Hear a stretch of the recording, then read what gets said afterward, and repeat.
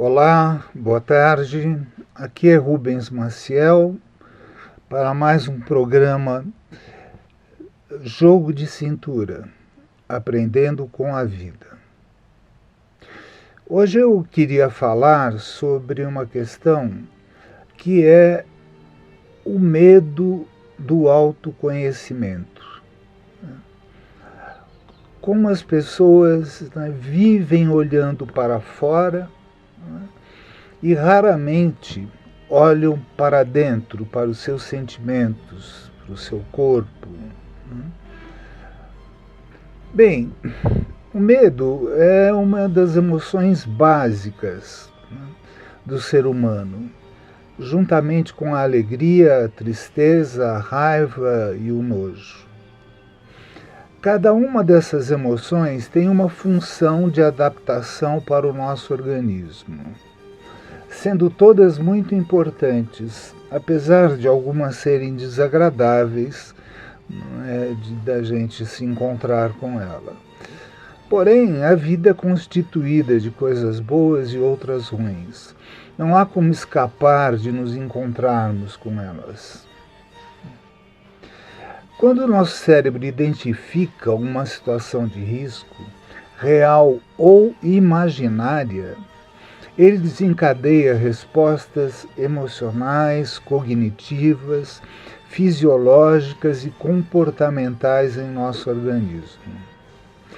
As reações ao medo são sensações relacionadas à liberação de neurotransmissores, como a adrenalina, que causam imediata aceleração dos batimentos cardíacos e colocam o nosso corpo em uma condição de prontidão. Essa é uma resposta a um estímulo aversivo, físico ou mental, cuja função é preparar o sujeito para uma possível luta ou fuga.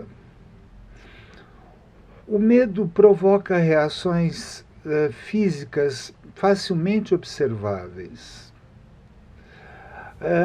Antes do medo chegar à nossa mente, ele já vai sendo experimentado por um sentimento de ansiedade. O sujeito antecipa algum risco que poderá vir a acontecer, que pode ser o encontro com uma situação ou um objeto que possa lhe causar algum mal. O medo pode seguir uma linha de uma leve ansiedade ao seu extremo, que seria o pavor. O medo tem a função de acionar esse estado de alerta, que gera a necessidade de uma avaliação mais detalhada da situação, a fim de averiguar qual a reação apropriada, enfrentar ou evitar. Isso pode ser, assim, ficar mais claro diante da seguinte historinha. Dois amigos estavam andando numa estrada à noite, um lugar escuro, com muito mato e árvores pelo caminho, quando de repente um toma um susto e fica paralisado. O amigo dele para e pergunta, mas o que aconteceu, Aí ele diz, olha, tem uma cobra aí na frente.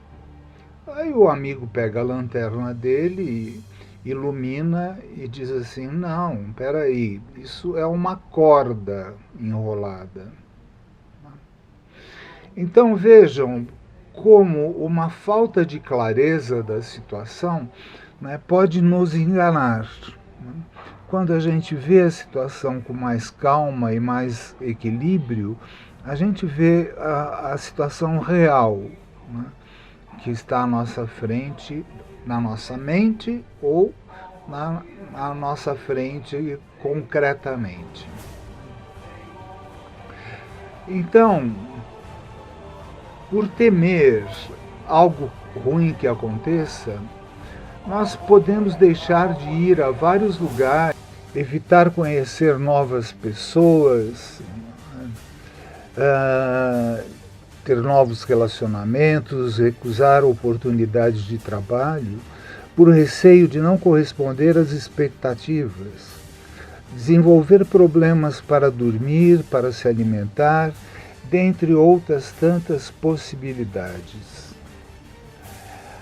Então, o medo ele pode ser acionado por questões psíquicas, como lembranças, situações vividas no passado, interpretações mal elaboradas de fatos que nos aconteceram, e podemos sentir medo até de sensações desconhecidas no nosso corpo e interpretá-las como doença, quando eventualmente não são.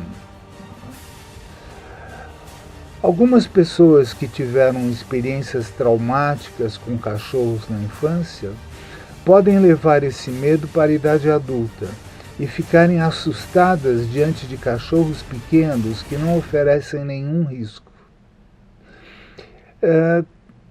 Eu quero introduzir aqui a questão sobre o medo do autoconhecimento. Primeiramente, temos que reconhecer que o ser humano tem um forte desejo de parecer atraente, rico, inteligente, gentil, forte e outros adjetivos que o coloquem em uma situação de bastante privilégio. Entretanto, o autoconhecimento requer um sentimento de humildade, de coragem, e sinceridade, porque nós vamos enfrentar uma série de coisas que não são agradáveis. Do ponto de vista social, você ter medo ou você ficar depressivo, isso é criticado, mas isto é o que nós estamos sentindo, faz parte da nossa humanidade. Não há por que se preocupar com isso.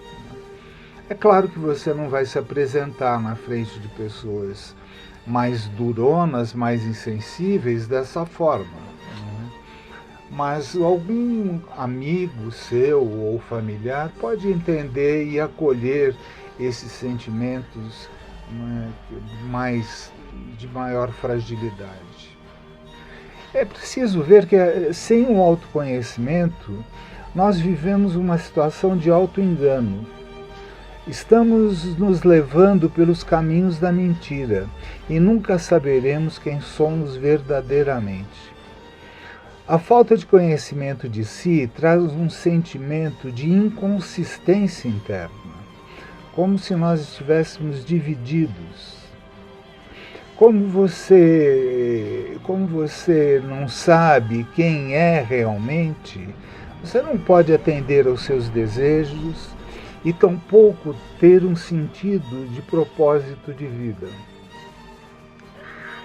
Bem, para desenvolvermos o autoconhecimento, precisamos ter coragem para enfrentar os nossos aspectos menos gloriosos, que ficam reprimidos em nosso inconsciente, como o medo de autocríticas, o egoísmo, a agressividade, insegurança e outras. Freud já dizia que o homem não é o senhor da sua própria casa. Ele estava querendo dizer que 90% do conteúdo mental do homem é inconsciente. Quer dizer, esse inconsciente vai nos levando sem que você tenha noção do que está acontecendo. Você acha que você está fazendo suas escolhas, mas não está. E essa energia inconsciente que está aí, como se fosse um iceberg, essa energia inconsciente de 90% da imagem do cérebro, ela, por mais que você tente reprimir, não ver, projetar, ela está dentro de você e ela vai encontrar um lugar para se manifestar. É aí que surgem os sintomas. As doenças psicossomáticas, pressão alta, infarto, doenças pulmonares, gastrite, úlcera, enfraquecimento do nosso sistema imunológico e também o nosso descontrole emocional, como a ansiedade, o pânico, depressão e outras. Se você deseja melhorar sua vida, pense nisso e busque ajuda, se preciso. Bem, é isto. Então, que todos fiquem bem e até o próximo programa.